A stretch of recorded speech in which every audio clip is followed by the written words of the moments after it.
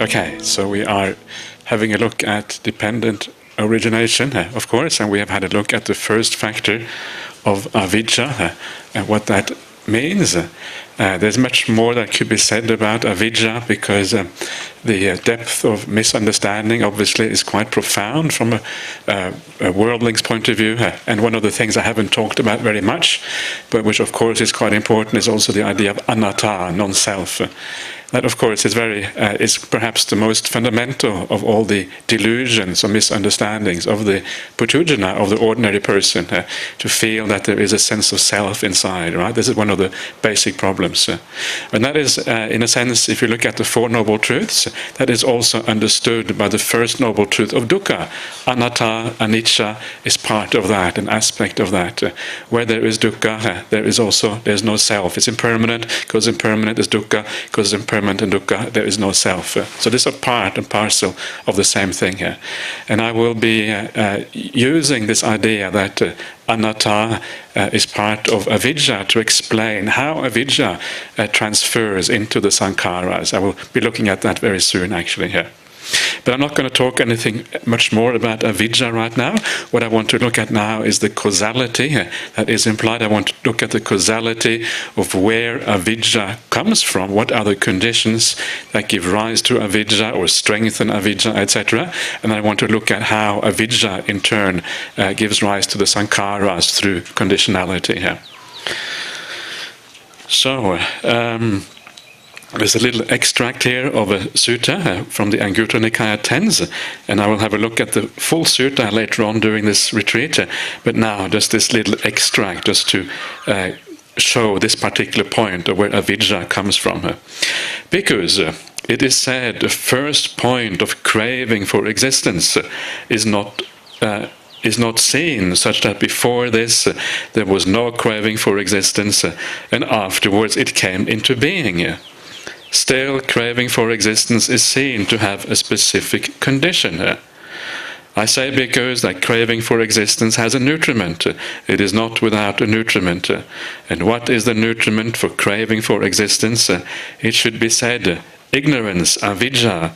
Avidya too, I say, has a nutriment. It is not without nutriment. And what is the nutriment of avidya? It should be said, the five hindrances, the pancha nivarana. So, just a very small sutta, or a very small extract rather of a sutta, and there's a number of interesting things about this little extract here, which actually probably worthwhile pointing out. First of all, it talks about craving for existence, and in many ways the root craving of all cravings is the craving for existence. We're talking about before the three types of craving that lead to rebirth, right? The craving for sensual objects or sensual pleasures, the craving for existence, and the craving for extermination, the vibhava tanha. And of course, of these, the most important one is probably the craving for existence. It's very deeply rooted. You can give up the kama bhava, but the kama tanha, but the bhava tanha will still be there. This is the thing which drives you. Even when the sensuality is abandoned, you go into samadhi, that bhava tanha will still underlie your existence and drive you forward into new existences, into the jhana realms, into the immaterial realms, and all that sort of thing here. So this is kind of the core craving, and that's why it is singled out in this way, right? This is the driver, the ultimate driver of samsara, which drives it forward from life to life, keeping it going, on and on, etc. So what is interesting here is the way the Buddha expresses this, right? He says that a first point of craving for existence, it is not seen. Right? A first point of craving for existence is not seen. And So he is saying that no matter how far back in time, you go back and back. Remember the Buddha was recollecting his past lives, right? So you go back a long way. And as you go back and back and back, there is no first point to be discerned. And it's very interesting the way the Buddha phrases this, because usually in most religions and philosophies, people would say things like, there is no beginning, right? There is no, it just goes back forever. There is no beginning here. But what the Buddha says instead of saying there is no beginning, he says no beginning can be found. And there is a massive difference between that, because to say that there's no beginning is like a speculation. You can never actually see that for yourself. Perhaps you could infer it if the certain conditions were right. It's possible, but the Buddha doesn't seem to say that. All he says, no beginning can be seen. And this is an interesting point. It shows you the Buddha as a pragmatist. The Buddha is not somebody who speculates or has all kind of big theories about things. He looks at the world and then he explains the world to you as he sees it. This is what I have seen. And he doesn't exaggerate. What he says is exactly the way things are.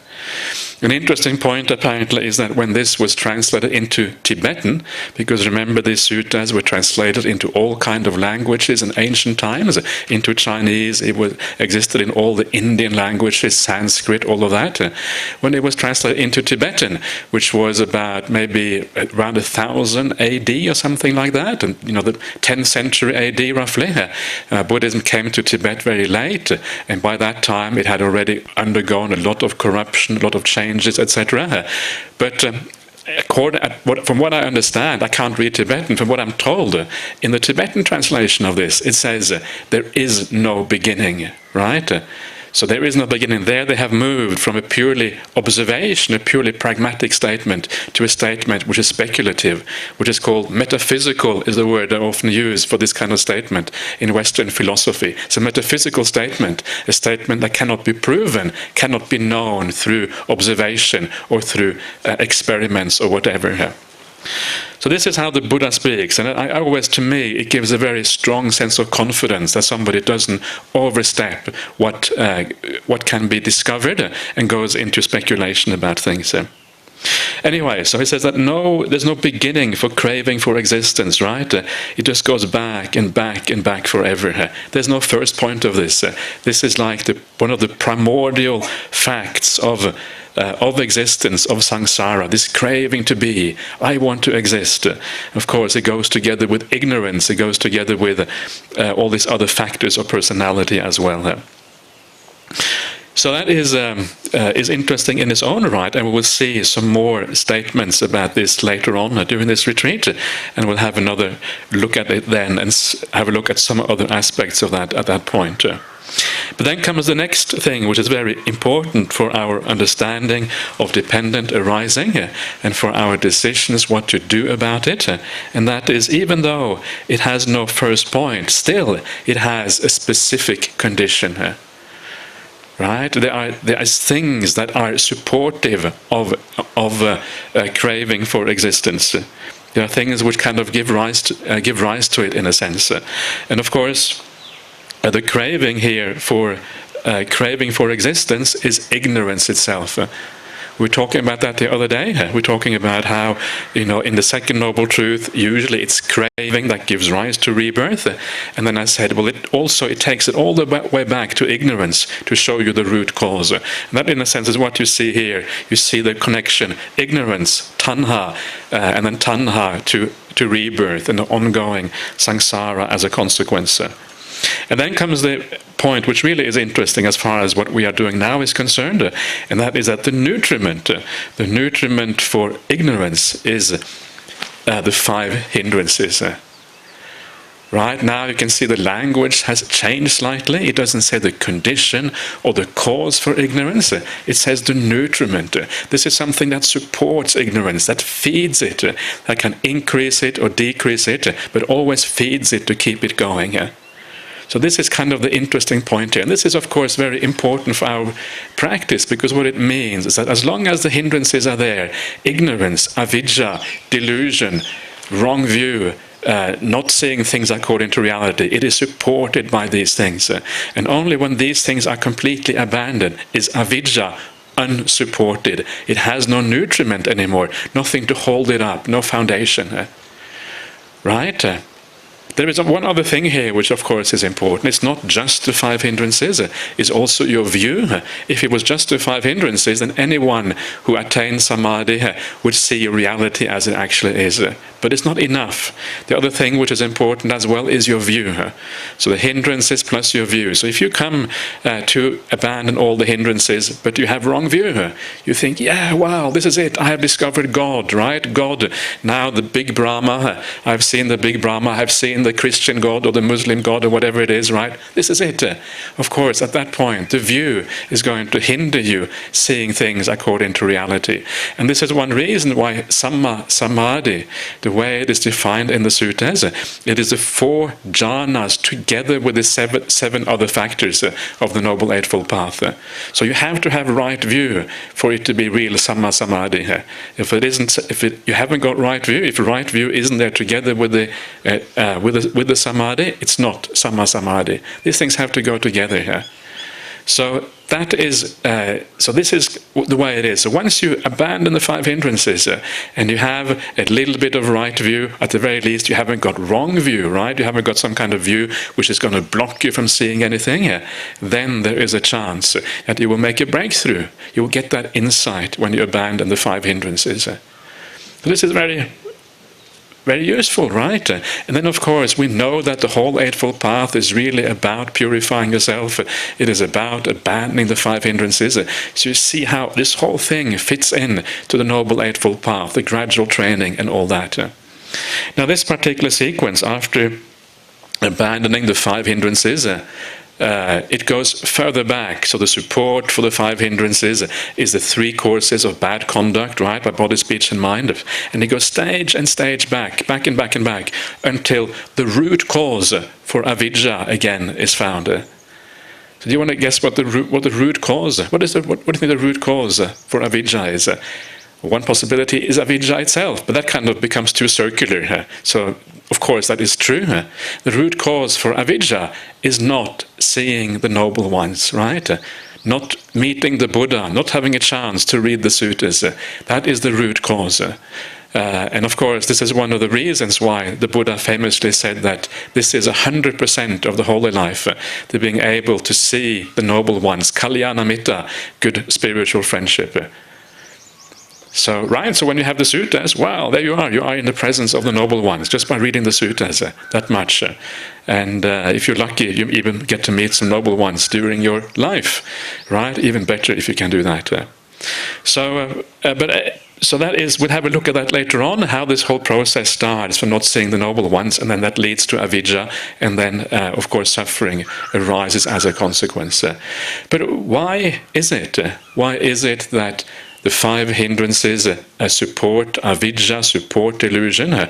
What is actually going on there? What is the reason for that? And first of all, of the 5 hindrances, it is always the 2 first ones that are the most important one. The most important ones. The first one, of course, being kama chanda, desire for the sensual pleasures of the world. The other one being vyapada, which is ill will. And the other 3 hindrances, the sloth, the tiredness, the restlessness, and the doubt, they really are mostly a consequence of the first 2 ones. The first 2 ones are by far the most important ones. So how is it that they support delusion?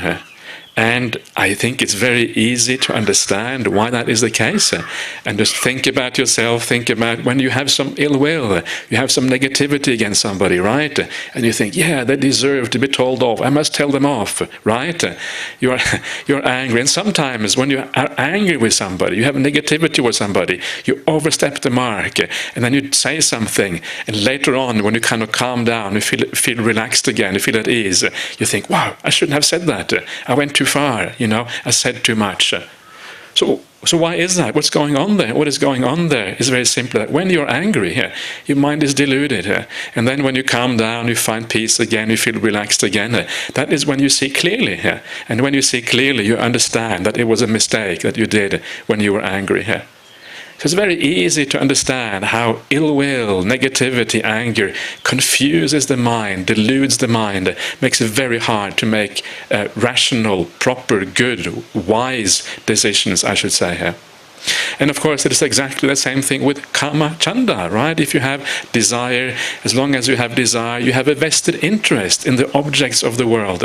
If you desire something, if you desire, or you like your body, right? Or you're attached to your physical body, then if you start to do the asubha kamatan, looking at the 32 parts, you find it unpleasant.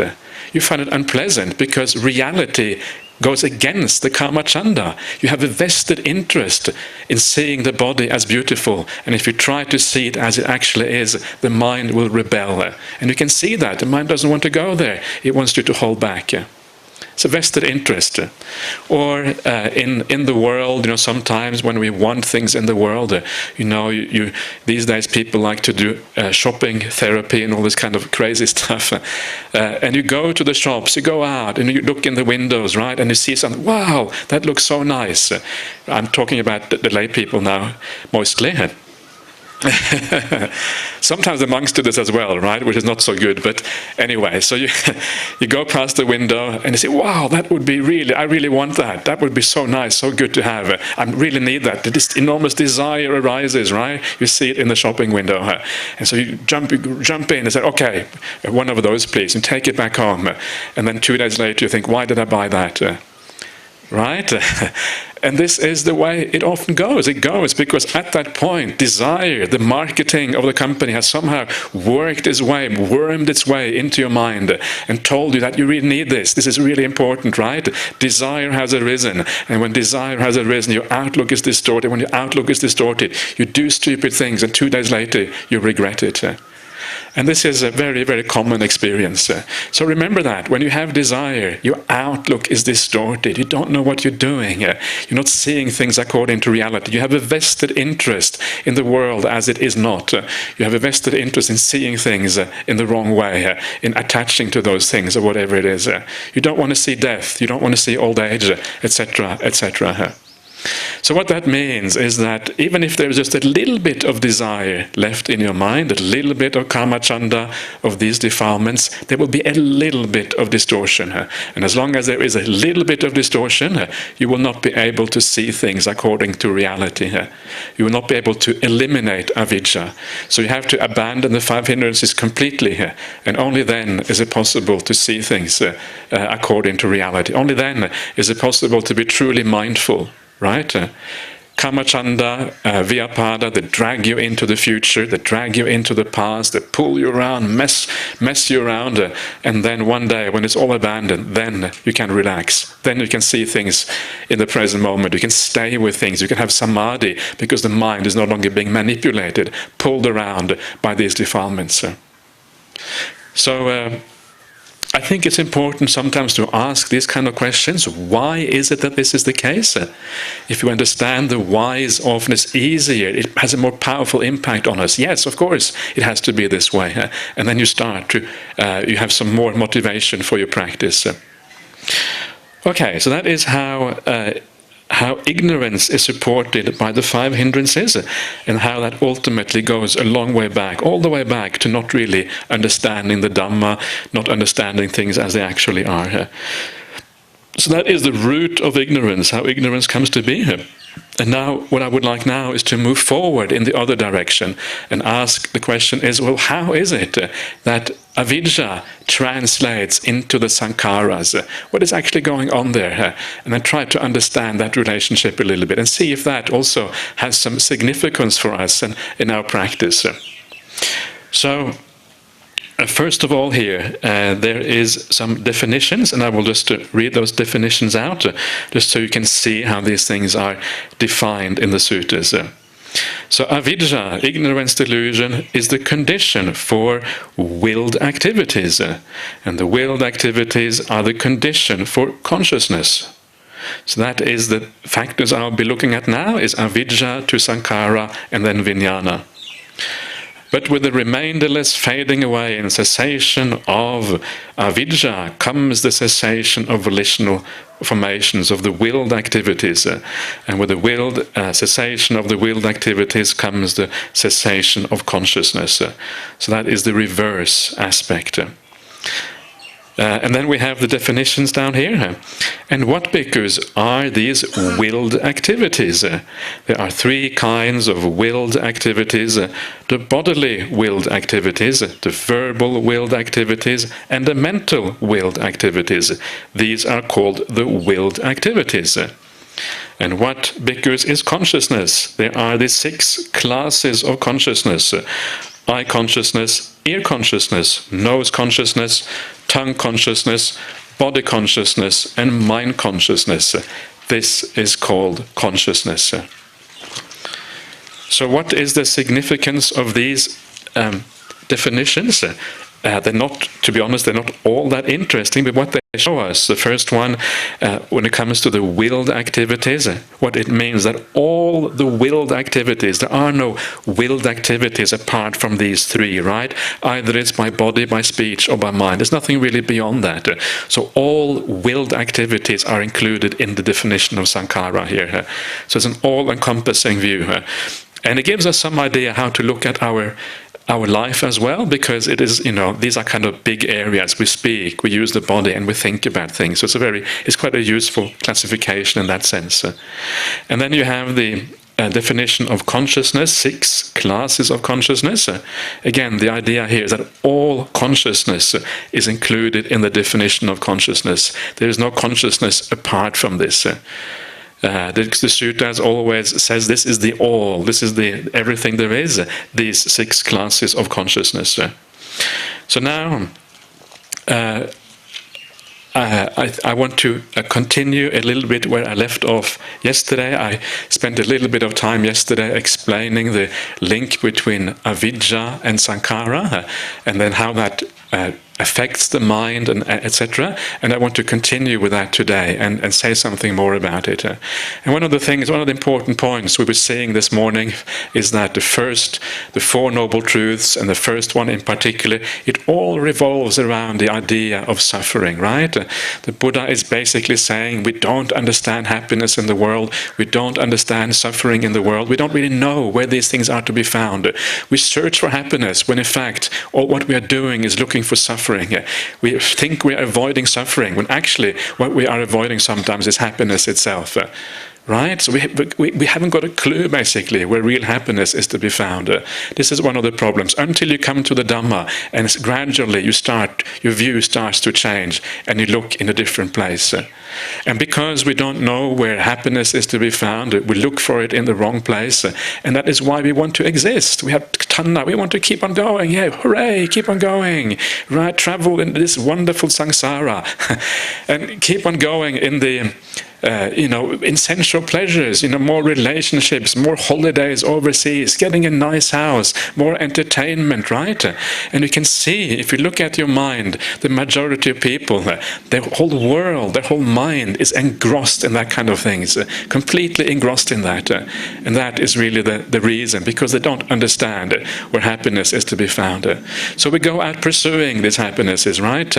And this is what this is all about. And of course, a big part of that is pursuing relationships. A big part of that is making enough money so you can get all of these things in the world that you are interested in, etc. Right? So this is people's life revolve around those things. So you start acting accordingly, and this is where the sankharas are come into play from dependent origination point of view. You act accordingly, you think accordingly, you speak accordingly, so you can pursue that happiness that you think is out there, but actually probably is not from a Buddhist point of view. And of course, if you then gradually, if you start to practice the Buddhist path, you start to meditate, and maybe you are enjoying your meditation, right? Your mind is turning around, you're becoming a more wholesome person, you feel more happiness from just being kind, just being generous, just being compassionate to other people. Your meditation is starting to take off, and you see something strange happening in your mind. Your interest is changing. Your interest is moving towards the realm of meditation instead. Instead of fantasizing about relationships, perhaps, instead of fantasizing about that wonderful car, right? Wow, if whatever it is, kind of car you want to have, or whatever it is, you start to think about meditation. You start to think, wow, it would be nice to go on a retreat somewhere. It would be nice just to find a kuti in the forest, and all I can do is just meditate all day. And you start to think, and you see something very positive in that. People who are good meditators, they always say, oh, I can't wait to get back to my kuti and just sit down and watch my breath. Right? So your entire horizon, your mental attitude has changed. Your interest is somewhere else. The sankharas are pointing you in a different direction. The sankharas are now always planning, always their aim is to meditate, and that is where you find your happiness instead. There is still some delusion there until you make a final breakthrough, but at least it is kind of going in the right direction. So you can see here how avidya translates into the search for happiness, and for that reason the doing of things, the building up of sankharas, and this is how we create karma. Now in that search, as we go out into the world and we are searching for happiness, right, looking for the pleasures in the world, as I said yesterday, there's two things that we do. We do good karma and we do bad karma, and we do all kind of karma in between, kind of grey karma. And because of that, because we create karma as a consequence, if somebody gets in our way, we get angry and upset, and maybe we do something bad. However, if we have a good day and other people are cooperating with us, then we are kind and friendly, right? It really depends on how other people are. And then we do the right thing. So we make a mixture of karma in this human realm, sometimes good, sometimes bad. And what is important here is, of course, that karma will then affect our mind, as I was saying yesterday. You do something bad, you feel bad about yourself. You do something good, you feel good about yourself. Why is that? Why is it necessary to feel good about yourself just because you've done something good? Why do you feel bad about yourself because you've done something bad? And this is where this idea of non-self comes into the picture, right? When we actually, not really non-self, but the sense of self that we have, that is where that comes into the picture. Because of one important aspect of avidya is the sense of self that we have. Right? When you do an act, if you do an act of kindness, you have to own that act. You have to feel responsible. You have no choice because it feels like you did it. You haven't seen non-self. You don't know that there is no ultimate responsibility perhaps in there. But because you haven't seen that, because you think that you exist, because it feels like you are doing these things, you have to own that act. It is yours. I did this. I am responsible. And because you feel responsible for the act, it will affect you, what you're doing. Right? So if you feel responsible for a bad act, it means that you think, oh no, I did a bad act, right? And you feel really bad about it. If somebody else tells somebody else about what you've been doing, don't say anything. I don't feel good about this. Be quiet, right? This is how it is. You feel slightly ashamed of what you have done. This is why Hiriotapa is one of the guardians in the world. The fact that they actually make us feel slightly ashamed when we do something bad. And this way, it has to be like this. You have no choice. Precisely because of the sense of self. And if you do a good act, you feel the opposite. You feel, yeah, I did something nice, right? And you feel happy about yourself. And you are lifting up your consciousness, lifting up your mind, feeling elated because you did something right. So this is the way.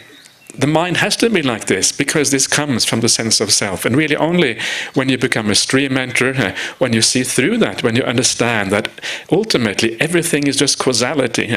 And when you see that everything is causality, that is why the stream mentor has this absolute ability to forgive themselves. One of the reasons why they can't usually will go to a good destination in a future life. One of the reasons why they can't be reborn in a bad destination. They can't judge themselves in a bad way anymore. They know that it's all causality going all the way back. And one of the things that we often talk about in Buddhism, we often talk about the idea of forgiveness, right? Forgiving ourselves and forgiving others.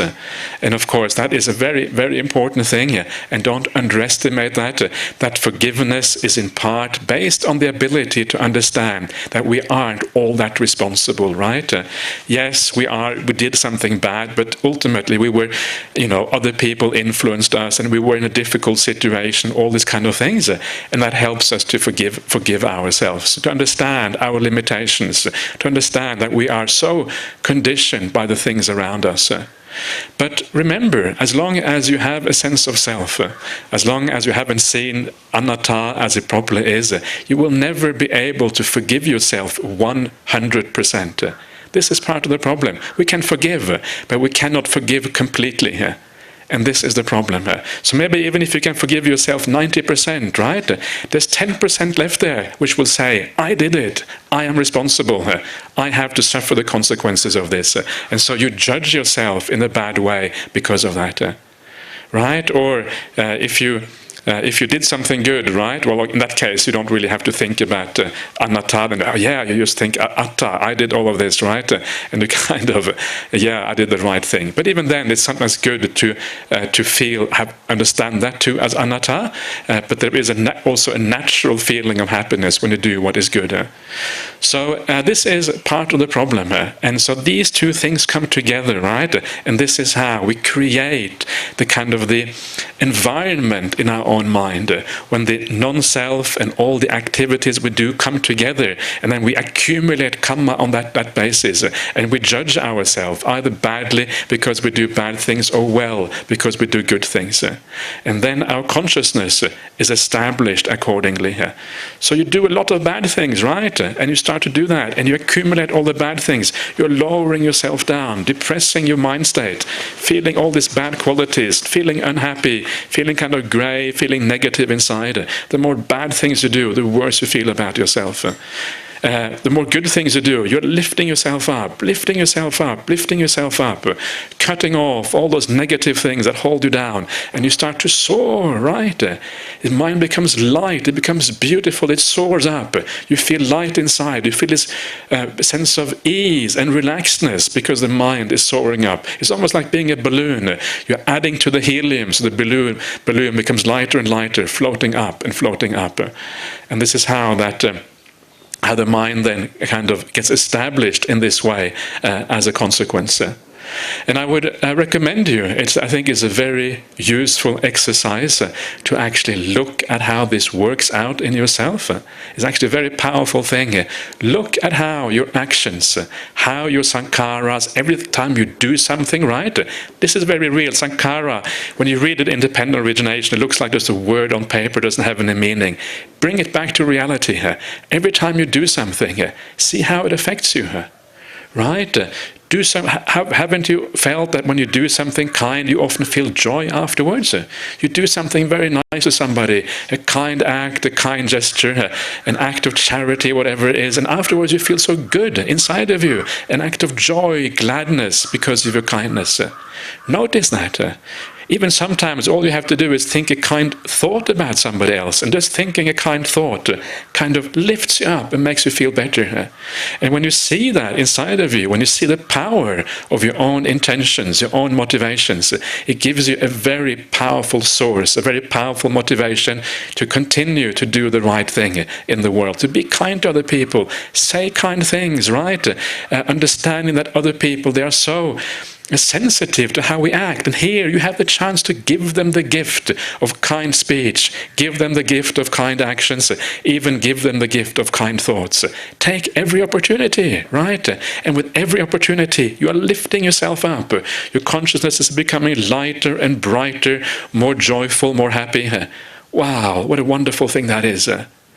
And the more you see that, the more you understand that in your own experience, the more motivation you get to do what is good in this world. But also the opposite, right? The negative side. See how it affects you when you do something bad. You do something negative towards somebody else, and sometimes you feel bad about it afterwards, right? You feel that it's dragging you down. Sometimes all you have to do is think a bad thought about somebody, and it feels like you're losing your energy, losing your clarity, losing your mindfulness, losing your joy. You are destroying your own happiness by being unkind to others or doing the wrong thing to others. Do you really want to sabotage your own life, sabotage yourself? Sometimes we think, I'm going to get the other person. The only person you're getting is yourself, right?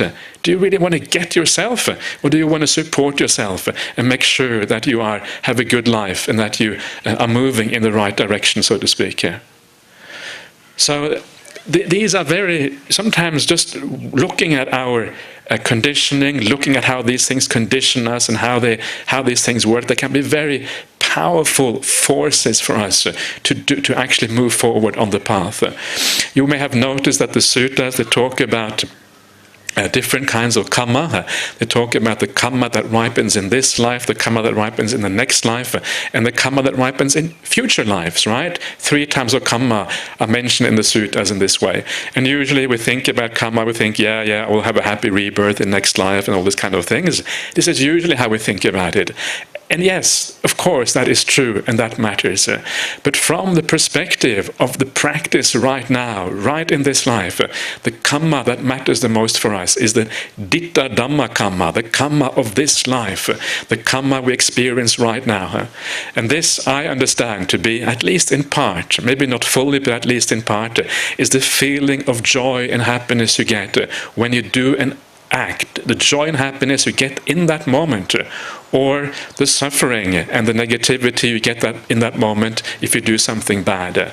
That to me is the ditta dhamma karma, the karma you experience in this life. And this, I think, for the most of us, is the most important thing if we want to make progress right here and right now.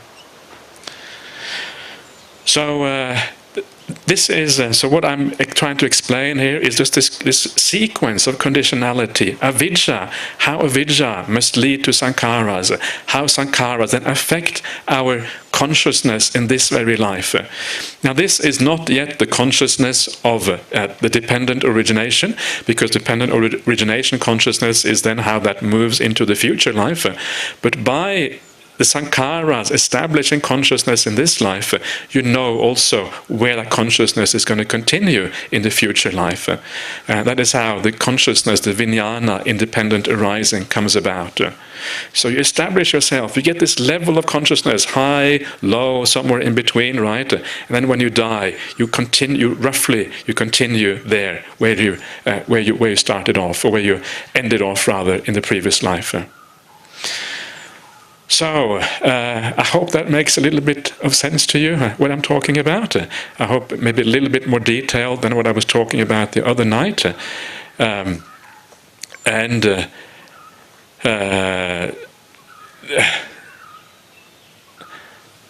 Yes, so and of course, what we should also probably talk about here as well, which is an important aspect of this, is also the cessation part, right? How does the cessation part work? How does this whole process come to cease? This is also an important part of this. So, of course, when the avidya is then uprooted, the avidya is gone because you have practiced the Eightfold Path in the right way, then you don't really think that there is any happiness to be had in the world anymore. You're no longer searching in the kama loka, in the world of sensuality, for sensual pleasures. You no longer have any desire for existence as such. You don't think that existence is great, right? You understand, in fact, that existence is problematic. If you keep on continuing in samsara, you're just continuing on this meaningless treadmill, going around and round, never actually going anywhere. So avidya shows you, is the understanding that we're talking about before today. The 5 khandhas are problematic, the 5 khandhas are suffering, the cessation, the ending of the 5 khandhas is good. Ending of 5 khandhas is equivalent to the ending of existence itself. So because of that, you are no longer creating any sankharas. Sankharas are always about trying to create happiness for yourself in the future, right? Looking forward to the karma, the pleasures of life, looking forward to a new existence. Yes, I'm going to go to heaven and enjoy myself in heaven, right? All of these things, this is what the karmic activities are doing for you, and they are So in this case, you stop doing all of that. And because you stop doing all of that, consciousness is no longer established in any of those realms. The sankharas are no longer looking to, yes, I will find happiness here. If you think you will find happiness there, then it's like you're pointing towards, you're aiming towards that particular type of existence. If you find happiness somewhere else, like in the jhana realms, your consciousness is aiming, its purpose is the jhanic existence. But now there is no purpose anymore. There's no aiming anymore. And because there's no aiming anymore, consciousness is no longer established in any of these areas whatsoever. No establishment of consciousness. Because there's no establishment of consciousness, it's not standing in anything. When you die, it doesn't project itself forward into any renewed existence. It just stops right there. And this is how then it comes to cease. I will show you a sutta in a couple of minutes and how this actually works out. So another way of looking at this whole picture I've just been talking about now, you will notice we talk about two things here. One is the accumulation of karma. You accumulate karma, good and bad, and then your consciousness gets an establishment according to that, right? This is one thing here. And that accumulation of karma gives a color to consciousness, a quality to consciousness, and that quality is then what continues into the future, right? And the other one is, of course, the aim of the mind, the sankharas, the aim. You want to indulge in pleasures, you want to indulge in meditation or whatever it is. That is the other aspect.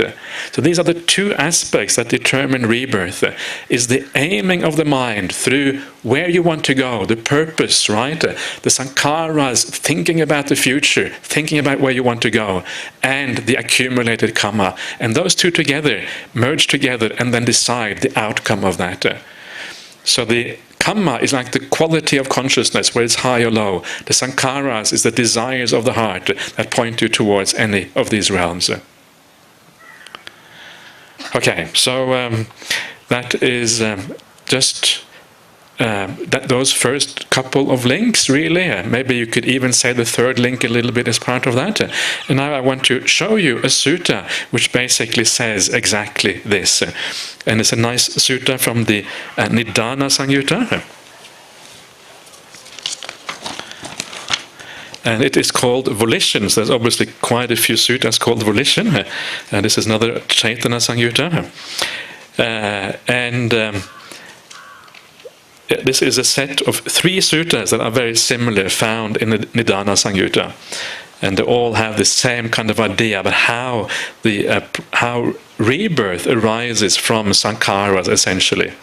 And this is how it goes. At Savatthi, because when one intends, what one intends and what one plans and what one has a tendency towards, this becomes the basis for the maintenance of consciousness. When there is a basis, there is a support for the establishing of consciousness. When consciousness is established and has come to growth, there is inclination. When there is inclination, there is coming and going. When there is coming and going, there is the passing away and being reborn. When there is the passing away and being reborn, future birth, old age and death, sorrow, lamentation, pain, displeasure and despair come to be. Such is the origin of this whole mass of suffering here. Right? So here we're starting off with, at the beginning, we're starting off about intending. Intending is ceti in Pali, related to Chaitana. Planning here is sankapeti or pakapeti. The various recensions on Pali differ a little bit, but either one of those, I prefer sankapeti. It means to plan. It's related to sankapa, right? The idea of aiming towards something, planning for something, having a purpose in life. And whatever one has a tendency towards. So this is kind of the underlying tendencies of the mind. Even if you're not actively intending anything, there's always an underlying tendency where the mind is aiming towards. So this is sankhara, right? This is all about sankharas right there. The word, I didn't actually discuss the word sankhara very much, and maybe I should have done that. In the suttas, the word Sankhara is essentially used as the way Chaitana is used. It basically means Chaitana. It means the activities of the mind. It means the willing of the mind, the volition of the mind. That's what it actually means. And it is specifically defined as such in a couple of suttas. In the later Abhidhammic thought, Sankhara has this large number of mental qualities that are classed under Sankharas. And fair enough, all of those mental qualities have some aspect of Chaitana probably involved in them. So we have Vitakka, Vichara, Manasikara, all of these things are classed under Chaitana, under Sankhara in the Abhidhamma. But really, in the suttas, it is much simpler than that. It's only classified as, or defined as Chaitana itself. So it means the willing of the mind, right? That's what Sankhara means. And if you look at the word Sankhara itself, Sang plus Karoti, Karoti means to do or to act. The prefix sang often has this idea of things coming together. So it means almost like putting together, right? Sankhara, putting together, which is the same as producing or creating, right? So it's all this creating activity of the mind, sankhara, making things, producing things. And of course that is one of those very fundamental ideas in Buddhism. We are creating the future by acting out the Chaitana here and now. So we are making, producing the future, producing our own existence, producing future existence through the Chaitanas.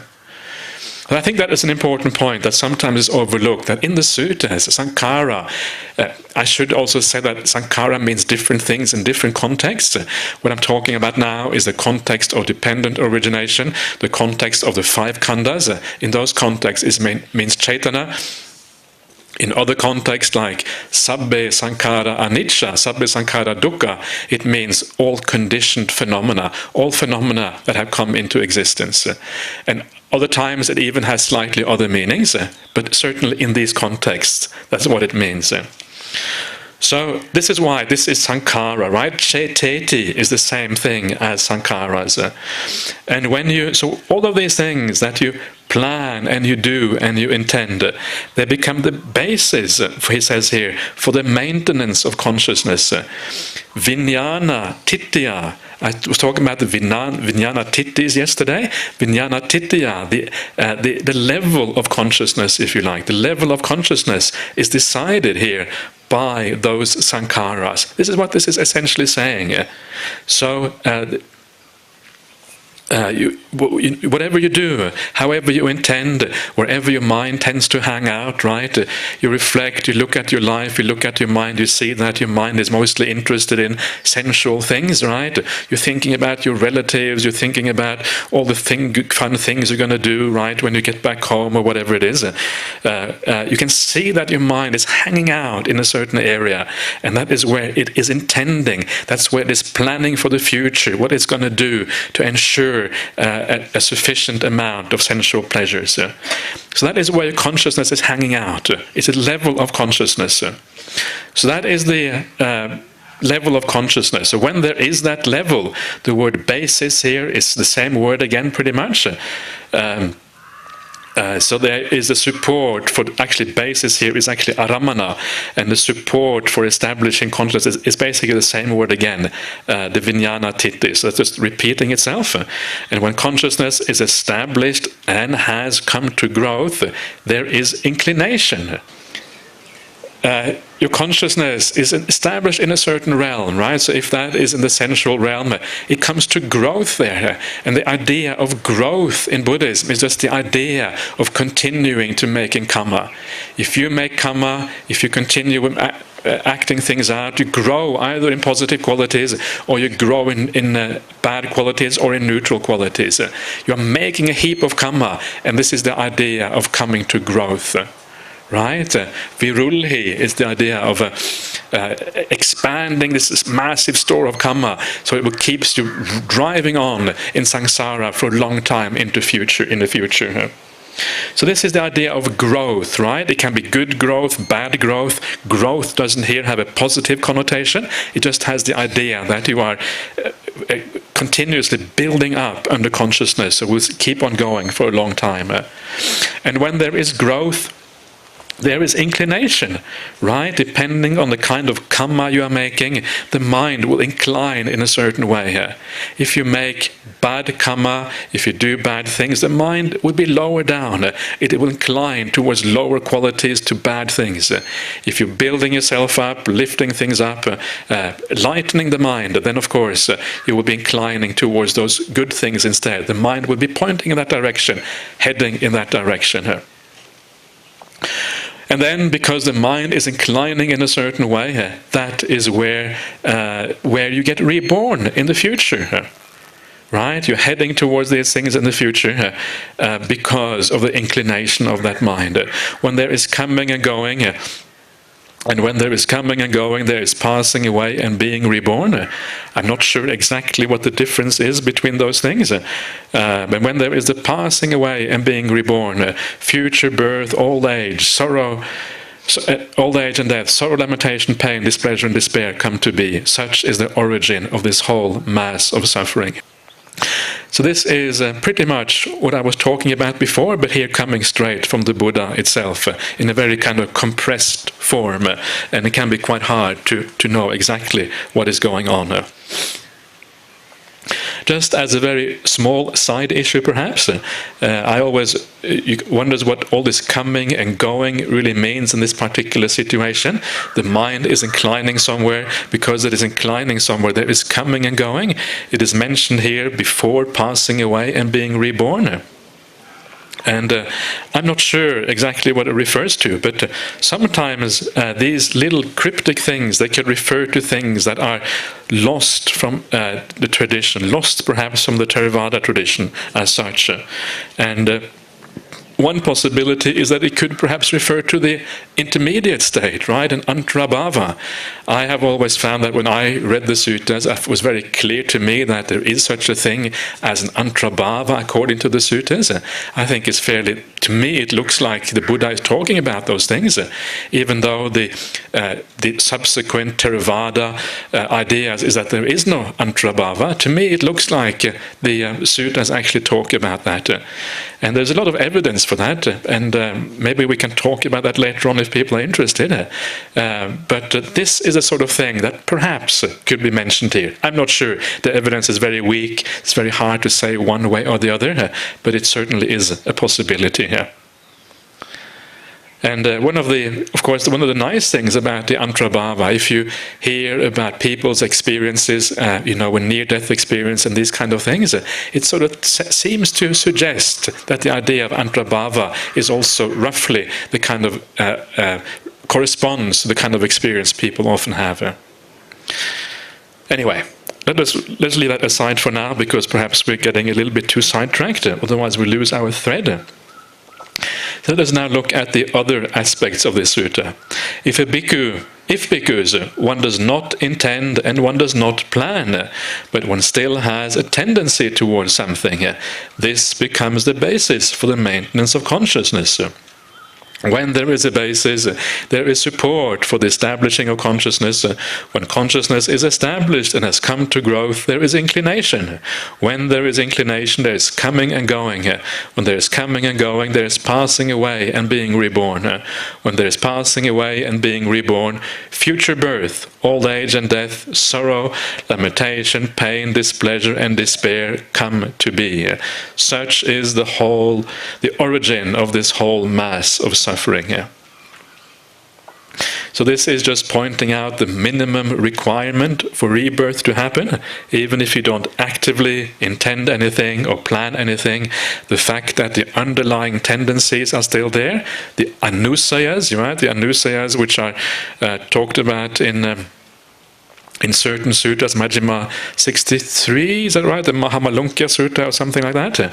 And so as long as the underlying tendencies are there, as long as those basic, those things that kind of, even though they're not activated, if there's a root problems are still inside of you, that will also drive the rebirth in the future. So for example, if you are getting into the jhana states, right, and then when you die, you're incredibly peaceful, even though you have no direct intention inclination when you die at that point. Your mind is already inclining towards the jhanas, because the mind automatically moves to where it finds happiness, even if you don't have any particular intentions yourself. So it's not sufficient just to give up all intending. You can't really do that anyway, but that is not actually enough. And then we have the last one, which is what happens when you give up all of these things. But because when one does not intend, and one does not plan, and one does not have a tendency towards anything, no basis exists for the maintenance of consciousness. When there is no basis, there is no support for the establishing of consciousness. When consciousness is unestablished and does not come to growth, there is no inclination. When there is no inclination, there is no coming and going. When there is no coming and going, there's no passing away and being reborn. When there's no passing away and being reborn, future birth, old age and death, sorrow, lamentation, pain, displeasure, and despair cease. Such is the cessation of this whole mass of suffering. So when you give up all the intentions, including the underlying tendencies, right? Consciousness is no longer established anywhere. Consciousness doesn't have any direction anymore. Consciousness doesn't have anything that it's interested in. It's not interested in existence of any type. And because of that, it's not colored by the fact that some volition wants you to exist. All that coloring, the quality of consciousness has completely disappeared. There's nothing there to hold it up anymore. Consciousness is free of all of that, not interested in any type of existence whatsoever. So because of that, it doesn't come to growth, right? The growth, the building up of karma depends on where consciousness, what consciousness is interested in. If consciousness has no interest in anymore, if it isn't colored by any type of direction, purpose, aim, then there is no growth. You no longer accumulate in karma. And in fact, the old karma becomes defunct at the same time. And then, because of that, you're not heading anywhere. There is no future passing away and being reborn. You're not heading anywhere anymore. Consciousness is no longer projecting itself into the future because you have no craving. You're not looking forward to anything. All that stuff is just disappeared and come to an end. And because of that, you will not get reborn. And when you don't get reborn, that itself is the cessation of this whole mass of suffering. So, there you are. So the main point that I've been trying to kind of talk about here, all the philosophical aspects about how sankharas kind of drive vijnana, and whether this leads to rebirth or not, they are not really so important. What is important with this whole thing is basically to understand how your activities always color your mind. Try to see the link between how you live in the world, how you act in the world, the kind of ways that you act towards other people with kindness or not with kindness, and see how that affects your mind directly. And that, I think, often has a very powerful incentive, a very powerful motivation for how we live our life, and to even improve your sila even further if it isn't 100% pure already. Okay, so that is all for this afternoon. Tomorrow I'm going to have a look at an even more profound aspect of dependent arising, and that is the connection between vijnana and namarupa, because that is kind of the core thing which makes Buddhism different from all other teachings. That is where Buddhism really is the middle way between eternalism and annihilationism. And it's very interesting, and it is kind of a core aspect of the Buddhist teachings. So that will then be tomorrow morning, and before that I will see you this evening at 7 o'clock.